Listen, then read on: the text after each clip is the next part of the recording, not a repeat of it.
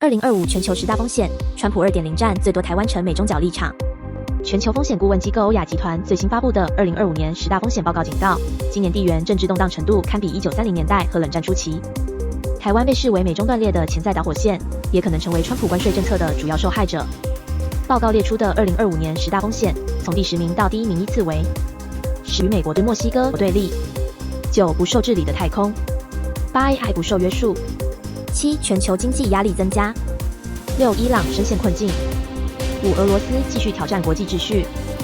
；4川普经济学；3美中决裂；2川普统治；1 G0 全球领导真空。报告特别指出，川普的关税威胁政策将扩大至台湾、日本、越南等国，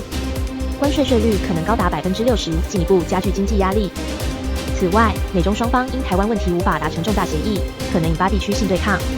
北京则认为赖清德的支持度攀升对其构成压力，但暂不会对台采取极端行动，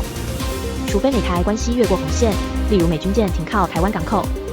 还想了解更多川普2.0对全球格局的影响吗？